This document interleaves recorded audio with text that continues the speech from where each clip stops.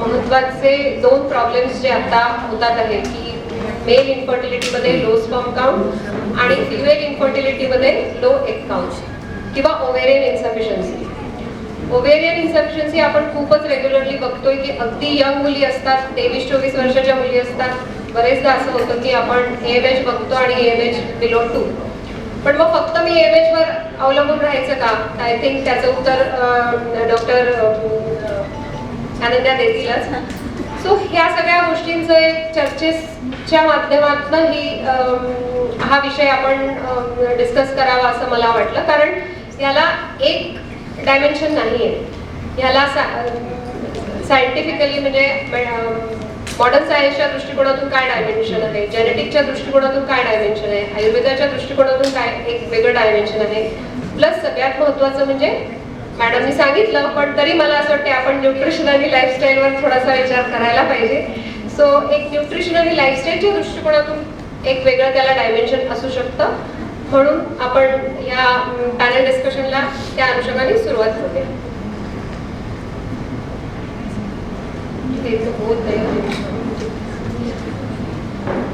So navigating the challenges of low sperm count and egg count. So पहिले आपण will deal with the low sperm count. So low sperm count मध्ये basically normal semen analysis काय असतं ते पहिलं आपल्याला बघून घ्यायला पाहिजे. So normal sperm volume it has to be more than 1.5 ml. The sperm concentration WHO च्या नवीन ज्या काही गाईडलाईन्स आहेत त्याच्याप्रमाणे it has to be more than 15 million. Total sperm count should be more than 39 million. नंतर motility sperms मध्ये तेवढीच महत्त्वाची आहे. So the motility of the sperms should be more than 32%. मॉर्फॉलॉजिकली चांगले स्पर्म्स हे 4% पेक्षा जास्ती नसावेत.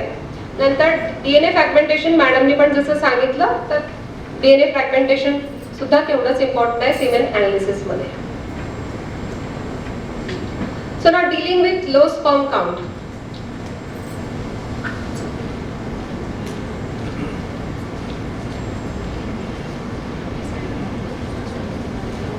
ॲरोज मला असं वाटते.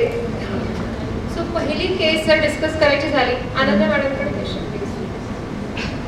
आहे मॅडमकडे. पहिली केस आहे की Milind is 35 years old, a software engineer. He has a sedentary lifestyle, occasional alcohol consumption. He is a non-smoker. No known medical conditions, no history of previous fertility issues. His wife Swati is 32 years old, healthy, with regular menstrual cycle. The clinical presentation is Milind and Swati have been actively trying to conceive for last 14 months without success. Concerned about their fertility, they decided to seek medical advice.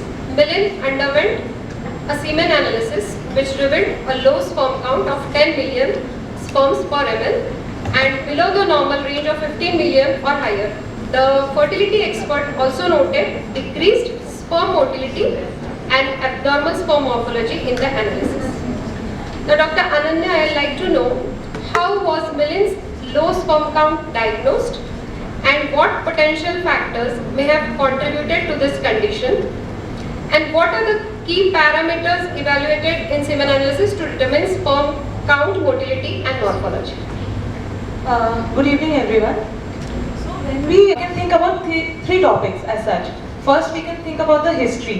If there is a person who is trying to conceive, who is having unprotected sex for at least a year and still not able to conceive, that gives the first idea that the person might be having some issue. Second thing is examination.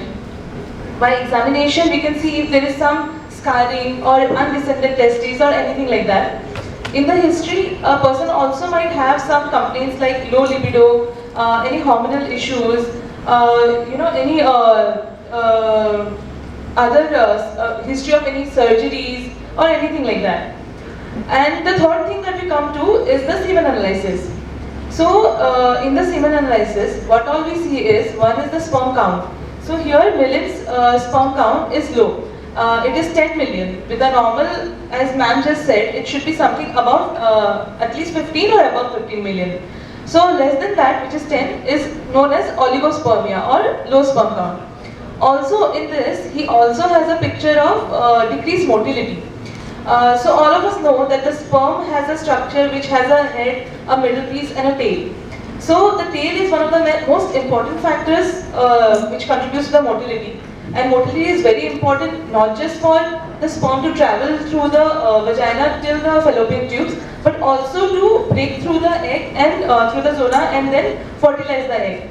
So this is another factor that milling has. The third factor that is there is the abnormal forms. So these three things together, which is seen in the semen analysis, can contribute to his infertility. Also, the other conditions, the factors which might have contributed to it. As sir said, genetics is one of the most common factors that we have seen, Klinefelter syndrome. Other than that, cystic fibrosis is one such condition.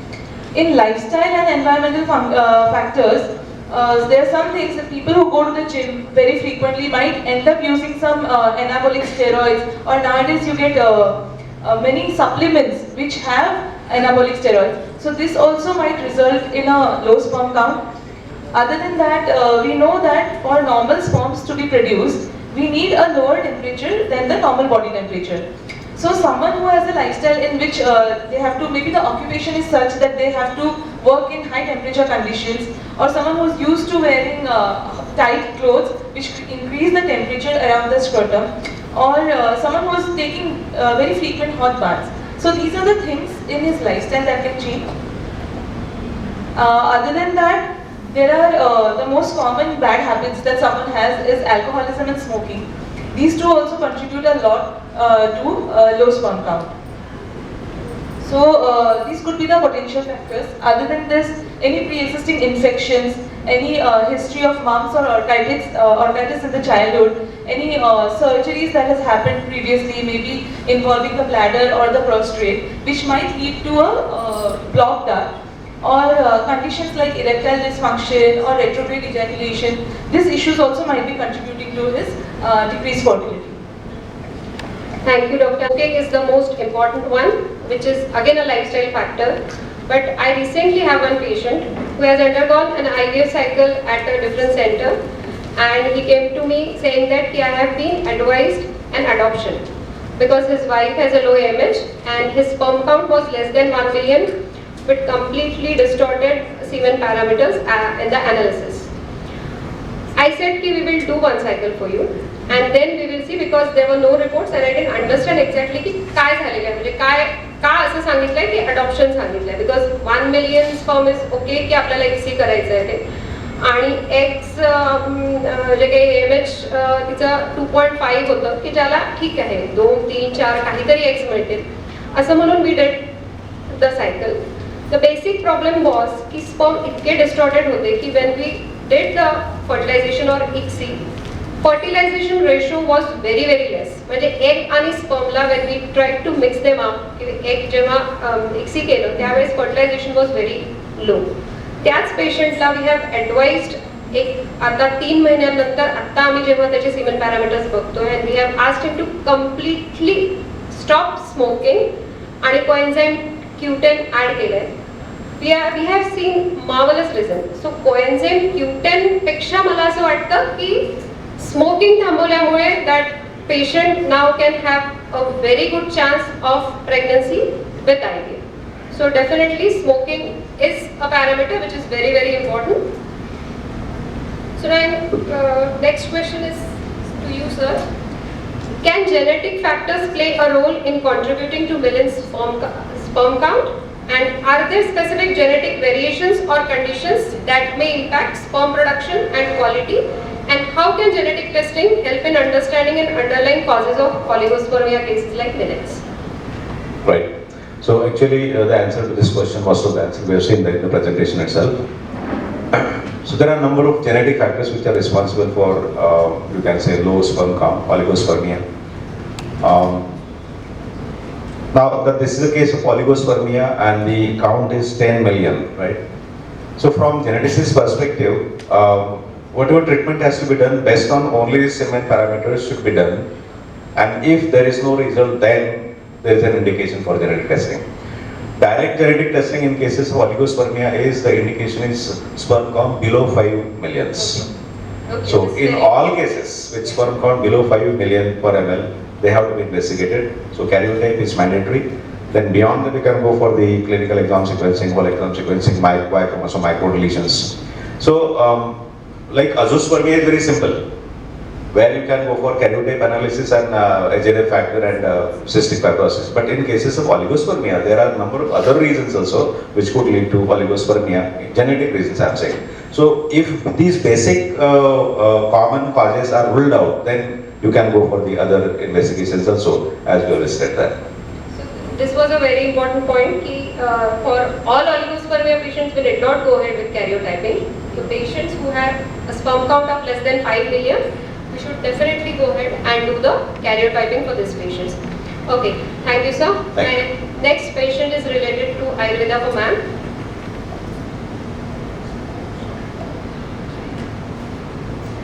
So, ma'am, how does Ayurveda approach the management of male infertility caused by low sperm count, such as in the case of Melin?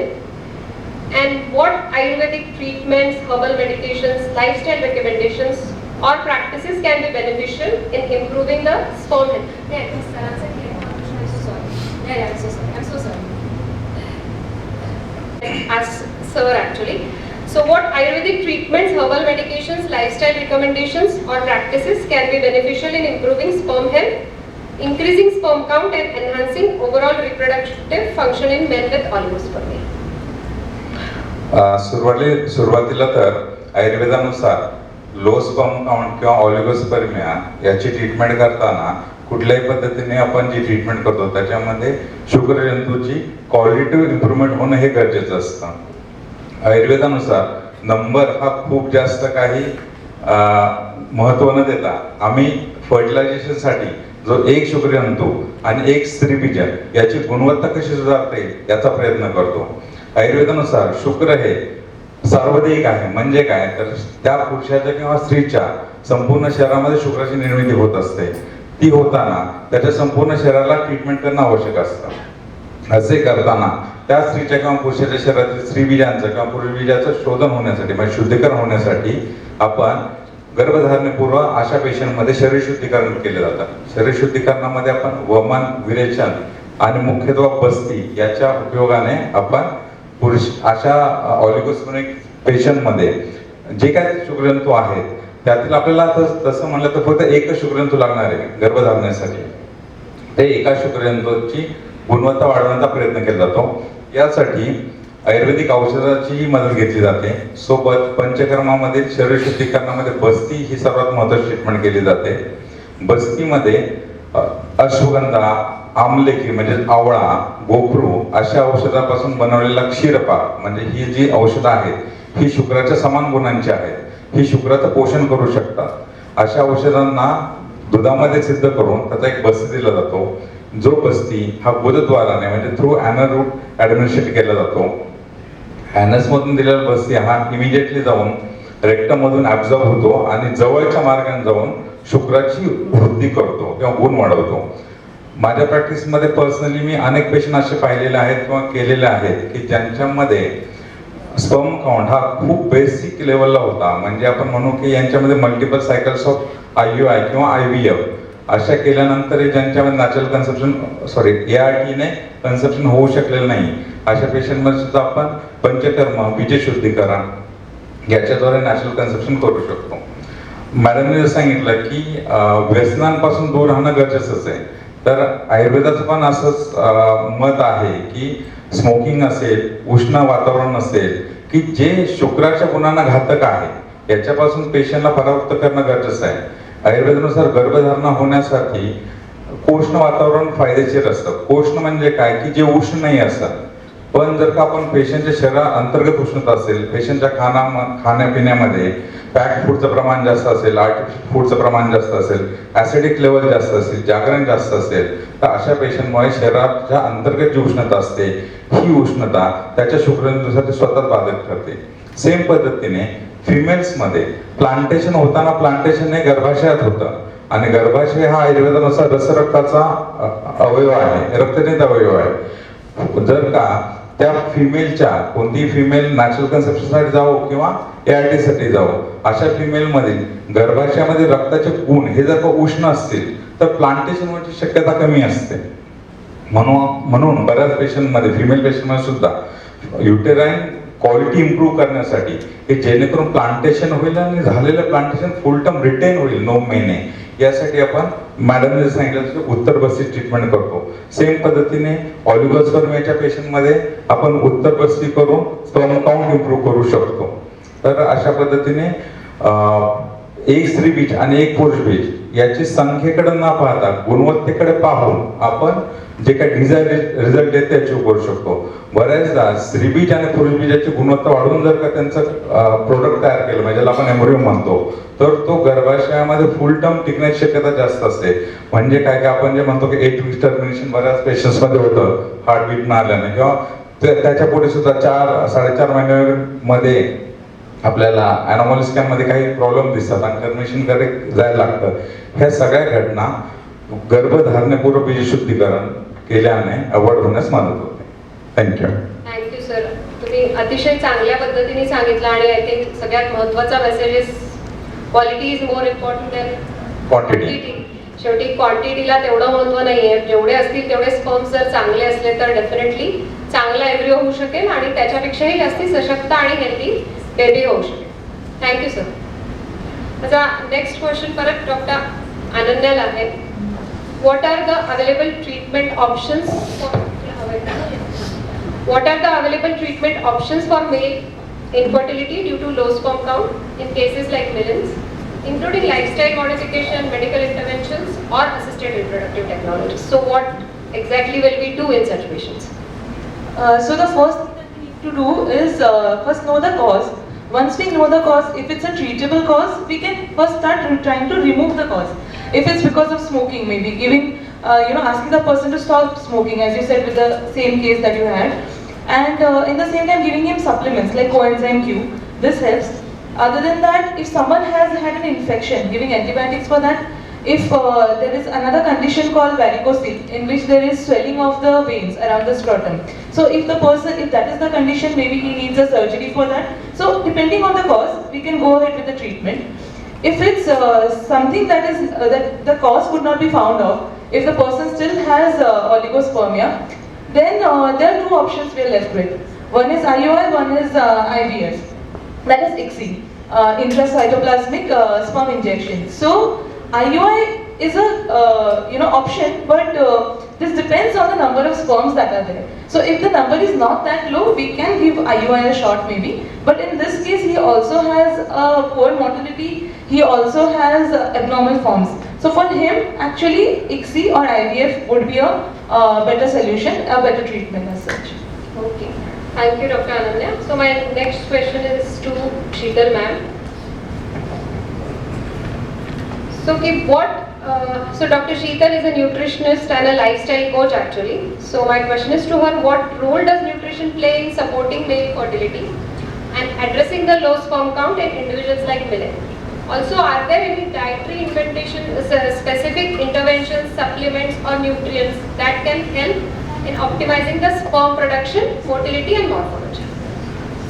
Actually कुठलाही sperm count वगैरे कुठल्याही डाएटनी वाढतो असं नाही आहे. जसं eggs वाढत नाहीत तसं स्पर्म्सही वाढत नाहीत. कोणी म्हणत असेल की मी हा डाएट घेतला आणि मला प्रेग्नन्सी राहिली, मी तर असं कधी ऐकलेलं नाही आहे, पण आता अशा ॲड भरपूर येतात. परंतु स्पर्म क्वालिटी चांगली होऊ शकते.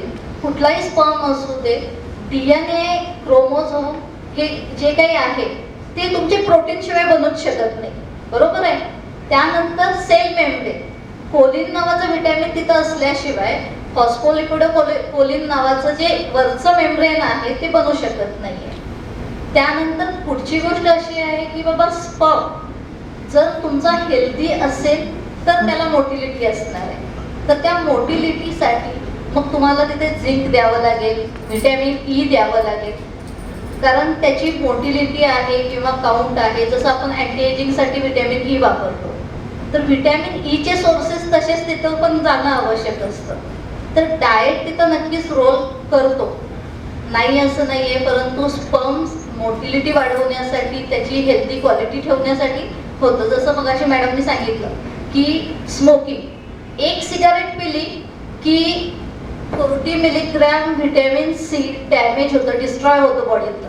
आपली जी रिक्वायरमेंट आहे ती 90 मिलीग्रॅमची आहे, ही पुरुषांची आहे. फिमेलची 75 मिलीग्रॅम व्हिटॅमिन सी रोजची रिक्वायरमेंट आहे. आणि जर एखादा पुरुष एखाद्या कंपनीमध्ये काम करतोय किंवा आज आपण प्रदूषण बघतोय, तो एखाद्या त्याच्या मित्राबरोबर रोज सिगरेट पित नाहीये, पण त्याचा मित्र सिगरेट पितोय आणि त्यावेळेला त्याचा जो धूर आहे सिगरेटचा जर त्याच्या नाकातोंडातून जात असेल, तर कमीत कमी 3 सिगरेटचा धूर जात असेल, तर त्यावेळेला त्याच्यातलं व्हिटॅमिन सी पूर्ण संपलेलं असतं. That is the fact. Passive स्मोकिंगमुळे.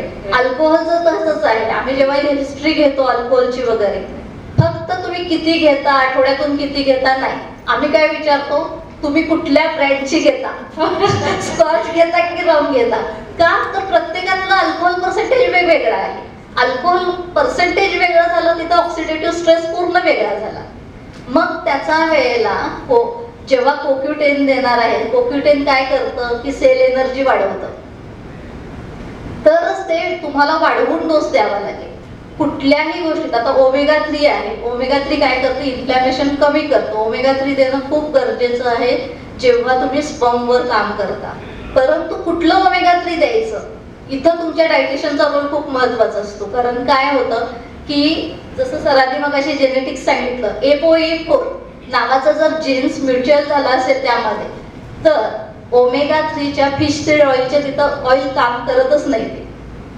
तिथं ते काय करणार, तुमचं हायपरलिपिडेमिया करणार, कोलेस्ट्रॉल लेवल वाढवणार, लिव्हर डिटॉक्सिफिकेशन वाढवणार.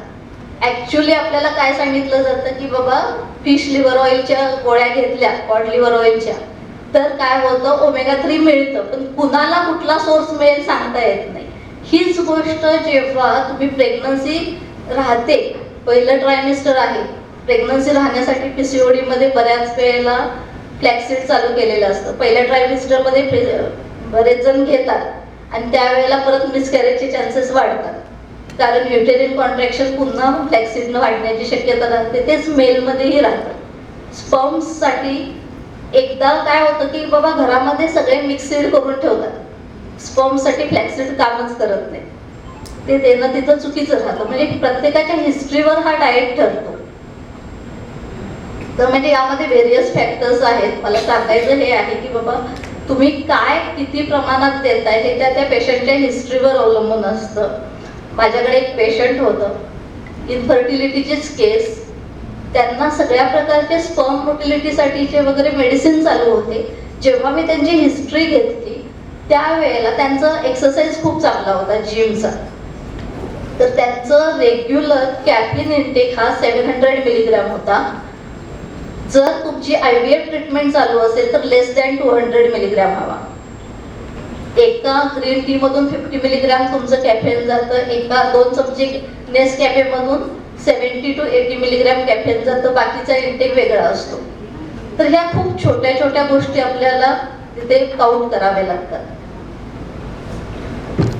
Thank you doctor thank you Sheetal. आता कळलं ना आम्ही सगळ्यांना एकत्र का आणलंय एका याच्यावर. प्रत्येकाचा इनपुट हा किती महत्वाचा आहे. सो हाच होलिस्टिक अप्रोच आपण जर घेतला प्रत्येकाच्या पॉइंट मधलं, आपण पेशंटला त्याचा उपयोग जर झाला, तर आय थिंक आज आम्ही IVF नी 30% 40% म्हणतो, तर 80% पर्यंत जायला काही हरकत नाहीये. सो आय थिंक हाच होलिस्टिक अप्रोच आपण आपल्या सगळ्या पेशंटच्या बाबतीत ठेवायला पाहिजे. आणि कुठलीच पॅथी चांगली किंवा कुठलीच पॅथी वाईट असं नाहीये. आणि न्यूट्रिशनचं तर मला कायम वाटतं की न्यूट्रिशन हा बेसिक सोर्स आहे. आज कोणी काहीही म्हटलं तरी मला असं वाटतं की जे काही आजचे सगळे आजार आहेत, लाईफस्टाईल डिसीजेस जे काही आहेत, त्याचं बेसिक स्त्रोत हे आपल्या खाण्यातच आहे. So thank you all. आपण पुढच्या आपल्या टॉपिककडे जाऊया. So now dealing with low egg count. So ageing आणि ओव्हेरियन रिझर्व्हचा खूपच जवळचा संबंध आहे की women they are born with their life time egg supply of around 4 million at 20 weeks. म्हणजे जेव्हा एक फिमेल बॉर्न होते तेव्हा तिच्याकडे जवळजवळ एक 4 मिलियन एग्ज असतात. जसं जसं तिचं वय वाढत जाते ॲट बर्थ, म्हणजे 20 आठवड्यांची फिमेल असताना 4 मिलियन असतात. ॲट बर्थ तो 4 लाखांपर्यंत येतो. त्यानंतर आयुष्यभरासाठी तिला जे साधारणपणे 1 लाखभर एग्ज हे मिळतात. आणि फर्टिलिटी ही जी आहे इनिशियली ही 27 एज जर फिमेलचा असेल तर तिचे एग्ज पण तेवढ्याच एजचे आहेत. आणि म्हणूनच एज हे फिमेल्सच्या बाबतीत फर्टिलिटीसाठी इम्पॉर्टंट आहे, कारण एजिंग हा जो फॅक्टर आहे हा एग्जमध्ये तेवढ्याच प्रमाणात होतो. आणि म्हणून एज बायोलॉजिकल क्लॉक ज्याला आपण म्हणतो it is very very important. आणि डिक्लाईन जे होतो तो खरा जो फर्टिलिटीचा हे डिक्लाईन होतो तो साधारण 35-30 आता रुटीनली आम्ही बघतोय की 33-35 पासूनच सुरू होतो. पूर्वीचा जो होता तो साधारण 37-38 होता. आणि after 44 it is very difficult for a female to become pregnant with her own eggs. जे काही आपण ऐकतोय वाचतोय की 50 वर्षाचे 55 वर्षाचे they are most of the times with donor eggs आणि स्वतःचे एग्स वापरून त्या होऊ शकत नाही. So that is why ageing and ovarian reserve is very very important. पण हे जे काही आहे हे आज जास्ती महत्त्वाचं का आहे तर मी जसं आधी सांगितलं तसं की हल्ली आपण बघतोय की अगदी 24 वर्षाच्या फिमेल्स 25 वर्षाच्या फिमेल्स ह्यांच्यामध्ये पण आपण बघतोय की एक्स क्वांटिटी ही अतिशय कमी आहे. तर आणि आपण रुटीनली आता AMH ही खूप कॉमन टेस्ट झालेली आहे. पण नुसतं AMH महत्त्वाचं आहे का तर त्याच्यासाठी आपण एक केस पुढची बघूया. So in this case she is Varsha of age 38, weight 65, occupation she is a marketing manager, active lifestyle, non-smoker, occasional alcohol consumption, her medical history is regular menstrual cycles, no history of any reproductive issues. Partner Sanjay is 40 years old, healthy and no fertility concerns. Varsha and Sanjay have been trying to conceive for the past 18 months without success. Concerned about their fertility, they sought medical advice. Varsha underwent fertility testing including ovarian reserve testing which revealed a low egg count, diminished ovarian reserve at her age with a low AMH level of 0.5 nanogram per ml and a low antral count of 4. The fertility specialist diagnosed Varsha with female infertility due to diminished ovarian reserve. Now my first question is to you, Dr. Ananya. How was Varsha's low egg count must have been diagnosed and what potential factors may have contributed to her diminished ovarian reserve? In addition to that, what are the key parameters evaluated in ovarian reserve testing to assess egg quantity and quality in women and how do they impact the fertility potential? So in this case, that is Varsha's case, her fertility must be tested, the low egg count must have been tested by a number of tests which are known as ovarian reserve tests. So before that, I'd actually like to say that not just that, history is also important. Okay. But usually this is a retrospective diagnosis. People don't usually go ahead trying to test their fertility. Nowadays they do, but very rarely that too. So even she'll have some symptoms. She might have shorter menstrual periods. This is basically because of the poor ovarian reserve. The eggs are maturing faster and ovulating faster or have irregular bleeding. She might also have symptoms like menopause-like symptoms, hot flashes, night sweats, sudden weight gain. These could be symptoms as such. But other than that, these are not diagnostic. What we need are fixed tests. So there are few tests. AMH, as all of us know, is one of those tests. But AMH as such is not enough. There was a recent study in Japan where they actually made a study of 11,000 women in which they saw that even women with a good AMH have resulted in a miscarriage or were struggling to conceive, and there were women with a poor AMH who have conceived. So AMH actually gives us a picture of the number of eggs remaining, but it doesn't tell us the quality of the eggs. And when we stimulate these eggs, we are not sure that the number of eggs will be that much and we can harvest that many eggs. So AMH as such is not enough. What other things we need to do is AFC, which is also known as the antral follicle count. So in a TVS, that is an ultrasound, we get to know the number of follicles, the antral follicles developing. So that is one of the important things. Another one is FSH. So that is another test. But again, alone these things are not enough. These together can make a diagnosis for the women. Another aspect that we can see is on stimulation, we can see the peak estradiol level. We can see if the rise is enough or not. So that all these things together give us a clearer picture. Coming to the second part of the question, factors. So as ma'am said, the first and the most important factor is age. As we saw, Varsha is 38. Ma'am has also told us about the declining eggs with age, how it is, the pattern. That is one of the factors. Another factor is lifestyle. She takes alcohol occasionally. So alcohol, smoking, obesity, all this of course affect our egg reserve. Then other than this, if someone has had frequent PIDs, frequent infections, these can also lead to a poor ovarian reserve. Having there is this condition where genetic conditions in which there is FSH receptor polymorphism. These conditions can also lead, sir will be telling us better about that. These conditions can also lead to it. Genital TB is one of the causes which might end up in ovarian scarring. Then we all have heard of endometriosis. When it affects the ovary, something called an endometrioma is formed. Sometimes after surgery, some amount of ovarian tissue can be salvaged, but not always. Sometimes the entire ovary gets sacrificed. In cancer patients after chemotherapy or radiotherapy, these are other factors where there can be a lower egg count. So most important part here is की नुसतं AMH वर आपण अवलंबून न राहता ह्या तीन गोष्टी कायम केल्या पाहिजेत. की आज the patient to come on day 2 of her cycle. Day 2 ला तिचा FSH is very very important. कारण FSH हा असा हॉर्मोन आहे की जसं जसं एग रिझर्व कमी होत जाणार आहे FSH वाढत जातो. सो त्याच्यात आपल्याला साधारण असं जर दिसलं की FSH ची लेवल ही साधारण 10च्या जवळपास जाते, I would say it is higher side of normal. तसंच त्याच दिवशी डे 2 ला तुम्ही अँट्रल फॉलिक्युलर काउंट करू शकता. अँट्रल फॉलिक्युलर काउंट काय आहे तर ऑन डे 2 जे काही एग्स रिक्रूट त्या दिवशी झालेले असतील ते आपल्याला ग्रोईंग एग्स म्हणून त्यावेळेस दिसू शकतात आणि त्याचा दोन्ही ओव्हरीज मधला काउंट हा अतिशय इम्पॉर्टंट आहे.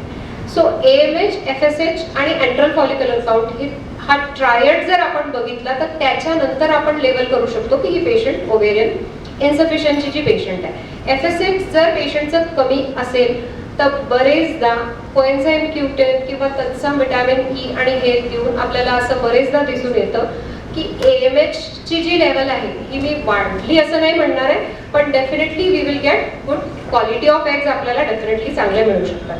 पुढचा क्वेश्चन माझा सरांसाठी होता की can genetic factors play a role in contributing to Varsha's low egg count and diminished ovarian reserve? Are there any specific genetic variations or conditions that may impact ovarian health and egg quality? And how can genetic testing help in understanding the underlying causes of female infertility in cases like? Varsha's age is 38 and they started at her age of 36.5, so 1.5 years they have been tried. So obviously, like in a current scenario, it is one of the case of aging and menopause, so we can consider that. But when they are coming for treatment, definitely we need to look for whether there is a genetic cause responsible which can be inherited. Not from treatment point of view only, but from inheritance point of view. So there are genes we know, and the most important gene that we need to investigate is the FMR1 gene. Gene responsible for fragile X syndrome. So there are two genes, FMR1 and FMR2. In FMR1, there is what we call as pre-mutation, where mother is a carrier, but she is not affected, she is normal. But her ovulation is compromised, or the ovarian reserve is compromised.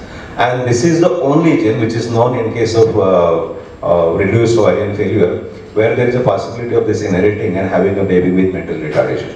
So if you are waiting for using those eggs and the baby is born, boy is born with this FMR1 gene, the boy will be mentally retarded. So this is very crucial and critical to check for the FMR1 gene. FMR2 gene is actually not known to be inherited this way and responsible for causing this. There are other few gene mutations, as Madam was talking about, FSH receptor gene, there is no box gene, there is BMP15, there are a number of other genes. But these genes are not known to be inherited. Recently, there is a report showing that females with low ovarian reserve, they are very likely to have the BRCA1 and BRCA2 gene mutation. So there are so many studies which are showing that, but a lot of research is yet to be done. So definitely that needs to be picked up because that helps in the management and prevention. Okay, Thank you. Thank you, sir. It was a very good insight. So now my next question is to Madam. How does Ayurveda approach the management of female infertility caused by low egg count and diminished ovarian reserve, such as in the case of Varsha? And second is, what are the Ayurvedic treatments or herbal medications or any practices which you will follow for which will treat this patients? या पेशंट्सला कशाने फायदा होऊ शकतो low ovarian reserve? Low AMH ही जी concept आहे basically आपण बघतो की नैसर्गिकरित्या AMH लो कधी होते, जसं जसं वय वाढत जातं तसं AMH लो होत असतं. म्हणजे एक प्रकारची शरीराला वार्धक्याची कंडिशन आलेली असते, वात वाढत असतो.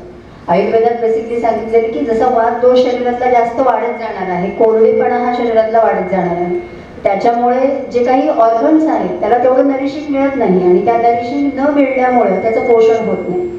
जेव्हा आपण बेसिकली आयुर्वेदिक दृष्ट्या बघतो, फक्त ही हिस्ट्री त्याच्यासाठी सफिशियंट नाहीये. जेव्हा आपण पूर्ण थ्रूआउट आयुर्वेदाकडून बघतो त्यावेळेस आपल्याला आहाराचं प्रॉपर लाईफस्टाईल कशी आहे, सकाळी उठल्यापासून ते रात्री झोपेपर्यंत पेशंटची लाईफस्टाईल कशी आहे. आता ही केस बघितली आपण वर्षा, तिचं वय जास्त आहे, ऑक्युपेशनमध्ये ती मार्केटिंग मॅनेजर आहे, म्हणजे कुठेतरी तिचं बोलणं हे जास्त असणार आहे किंवा तिला स्ट्रेस फॅक्टर हा जास्त असण्याची शक्यता आहे. म्हणजे इथे तिचं वाताचं आधिक्य म्हणजे शरीरातला कोरडेपणा वाढण्याची टेंडन्सी ही जास्त प्रमाणात असणार आहे. जिथे ज्यावेळेस कमी वयामध्ये वात वाढत असतो म्हणजे त्याला कुठेतरी लाईफस्टाईल ही होत असते. आजकाल आपण बघतो की फास्ट फूड खाण्याचं प्रमाण जास्त प्रमाणात वाढलेलं आहे किंवा प्रोटीन डाएट किंवा जे काही डाएटरी हॅबिट्स आजकाल आपण बघतोय, कोल्ड ड्रिंक्स आणि ह्या गोष्टींमुळे कमी वयात मुलांचा वात वाढत आहे. त्यामुळे 23-24च्या मुलींमध्ये सुद्धा AMHचं प्रमाण हे लो होण्याचं आता आजकाल आपण दिसत आहे. तर आयुर्वेदिक दृष्ट्या ज्यावेळेस आपल्याला याचा विचार करायचा असतो त्यावेळेस आपल्याला शारीरिक आणि मानसिक दोन्ही हेतूंचा विचार करावा लागतो. शारीरिक हेतूमध्ये बघताना वय, तिचा व्यवसाय प्लस काही खाण्यापिण्याच्या चुकीच्या सवयी आहेत का, तसेच मानसिक स्ट्रेस जेव्हा बघतो म्हणजे एक तर लग्न लेट होणं, तसेच स्त्री आणि पुरुष म्हणजे दोघं पार्टनरमध्ये तेवढं बॉन्डिंग आहे का, कारण की आजकाल आपण बघतो खूप मेकॅनिकल रिलेशन त्यांच्यामध्ये येत असतात, कुठेच नात्यांमध्ये प्रेम ओलावा हे दिसत नाही आणि त्याचा परिणाम कुठेतरी ह्या सगळ्या हार्मोनल सिस्टीमवरती होत असतो. तर आपल्याला हे सगळं पहिलं रूल आउट करणं गरजेचं आहे आणि हे रूल आउट केल्यानंतर आयुर्वेदिक पद्धतीने ज्यावेळेस आपण विचार करतो त्यावेळेस आपल्याला आयुर्वेदिक हा सर्वांगीण विचार करणारं शास्त्र आहे. जसं की मगाशी सांगितलं त्यामध्ये पूर्ण त्या व्यक्तीचं काउन्सिलिंग करणं, आहाराचं, व्यायामाचं, योगाचं, तसेच औषधं आणि पंचकर्म असा सर्वांगीण विचार आयुर्वेदामध्ये केला जातो. त्यामध्ये सर्वात महत्त्वाचं असतं ते म्हणजे काउन्सिलिंग. वारंवार पेशंटचं काउन्सिलिंग करायला लागतं कारण की एज एवढं आहे आणि त्याच्यात आलेलं फ्रस्ट्रेशन तसेच फॅमिलीचा स्ट्रेस ह्या सगळ्या गोष्टींमुळे जो काही तिच्या मनावरती ताण आहे तो आपल्याला काढायला लागतो. तिची निगेटिव्हिटी जी आहे ती कमी करायला लागते. जेवढं आपण पेशंटला पॉझिटिव्ह करू, तिच्या सबकॉन्शियस माइंडला ते जेवढं फीड करू तेवढं ती आतून खुश राहिली पाहिजे. जेवढी ती आतून खुश राहील तेवढे तिचे हार्मोन्स चांगल्या प्रमाणात रिलीज आणि त्याच्यावर तिची जी ग्रोथ आहे ती वाढण्यासाठी. हॅलो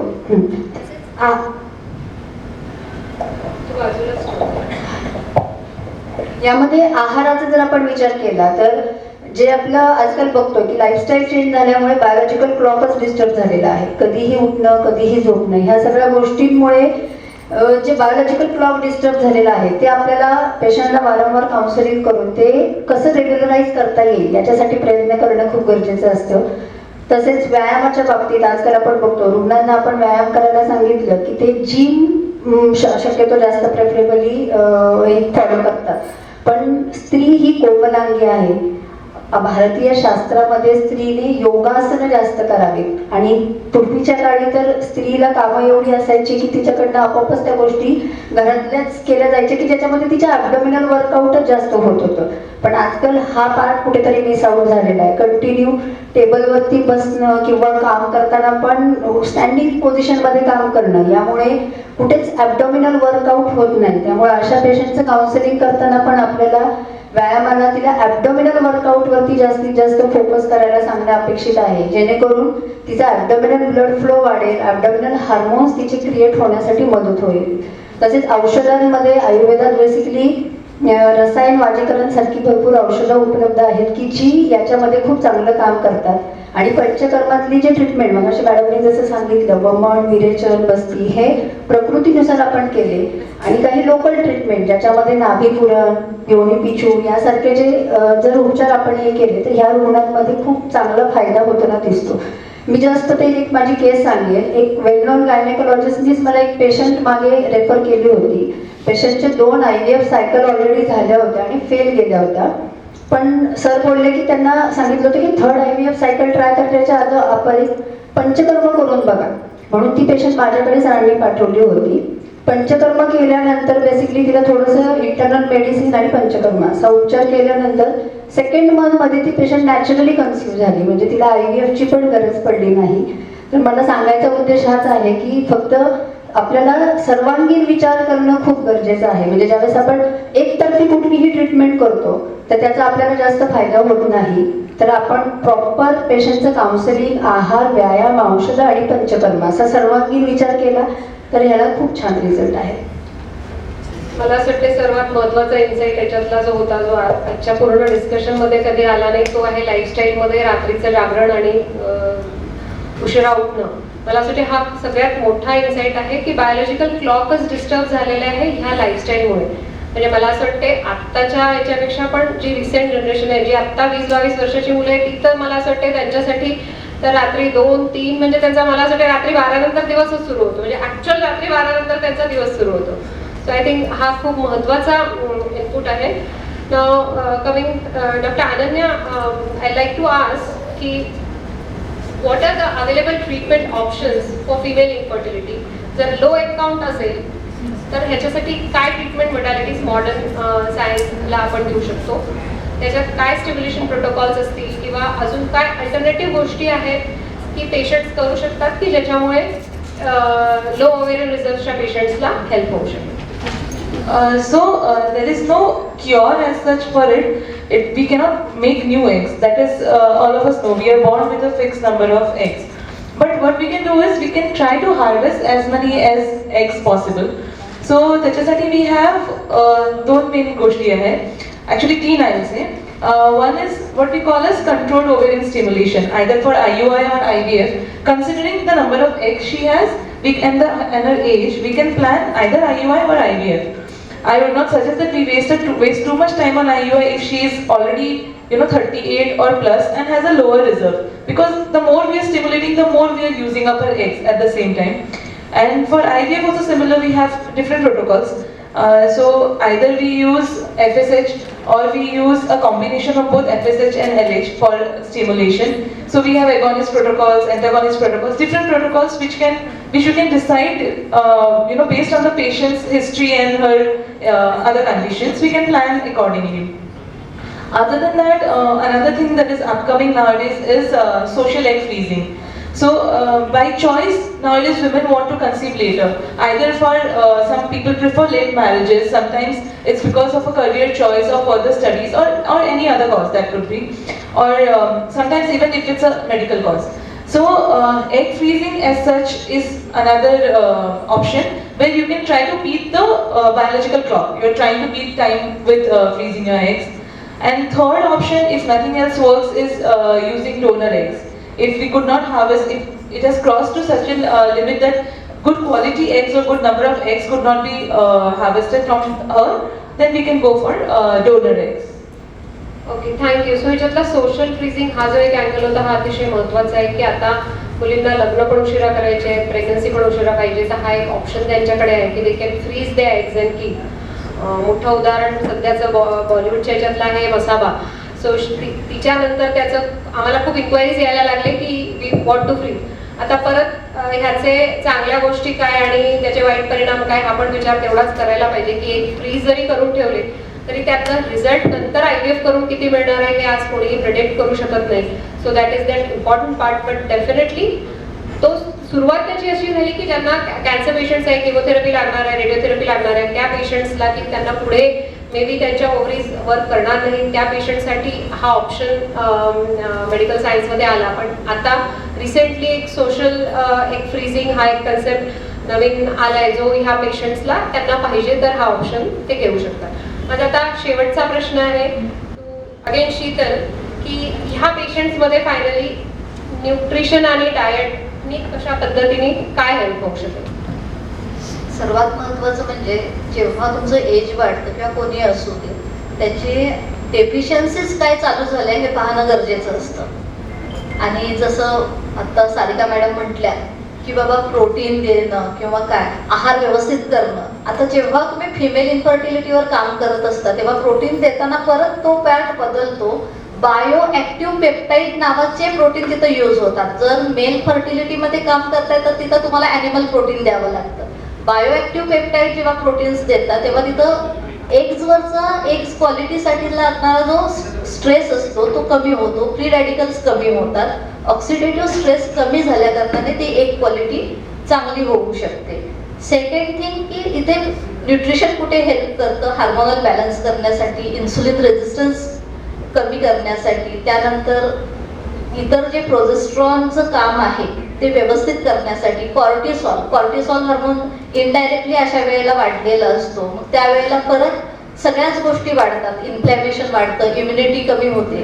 इम्युनिटी कमी झाली तर परत इन्फेक्शनचे चान्सेस वाढतात, इन्फ्लॅमेशनचे चान्सेस वाढतात, बाकी डिस्लिपिडेमियाचे चान्सेस वाढतात. तर इथे आपल्याला परत एकदा तिच्यामध्ये व्हिटॅमिन डी हा परत एकदा तिला द्यावा लागेल की बाबा व्हिटॅमिन डीचं कॉम्बिनेशन किती दिलं पाहिजे. व्हिटॅमिन डी आजकाल खूप सगळ्यांना वाटतं की खूप कॉमन आहे डेफिशियन्सी, आपण दिलंच पाहिजे, मान्य आहे. What is the vitamin D? Vitamin D हे एक हार्मोन आहे, लक्षात घ्या. 1978 नंतर व्हिटॅमिन डी नाव पडलं. त्याच्या पहिले तो एक HHD नावाचा हार्मोन म्हणून ओळखला जात होता आणि त्यावर सगळे फर्टिलिटीचेच रिसर्च आहेत. जर तुम्ही पूर्वीचे रिसर्च काढून बघितले तर त्याचे युजेस त्यामध्येच तुम्हाला जास्त दिसतील. तर हा व्हिटॅमिन डी जो आहे तो वाढवायला लागेल. फोलिक ऍसिड देताना जसं नॉर्मल पर्सनचं जे फोलिक ऍसिड आहे नॉर्मल लेडीचं 400 मिलीग्रॅम आहे. जेव्हा तुम्ही ती थोडीशी यंग आहे फर्टिलिटीसाठी देत आहेत तर 600 मिलीग्रॅम होईल. आणि परत जेव्हा तिचं एज जास्त आहे, IVF ची ट्रीटमेंट चालू झाली, तिथे ती डबल होण्याची शक्यता आहे. पुन्हा कुठल्या फॉर्ममध्ये देत आहे हे महत्त्वाचं आहे. फोलेट जेव्हा देत आहे तेव्हा लेडीजमध्ये देताना B9, B6, B12 असं कॉम्बिनेशन हवं. जर ह्या कॉम्बिनेशनमध्ये व्यवस्थित सप्लिमेंट गेलं तरच ते काम करेल. कारण पोटात गेल्यानंतर ते जर L-मेथिल-5 यामध्ये कन्वर्ट झालं तरच ते फोलेट काम करेल, नाहीतर काय होईल, ते इलिमिनेट होईल बॉडीतून. परत इथं तुमचा डाएटचाच रोल येतो की तुम्ही कुठल्या फॉर्ममध्ये काय देताय.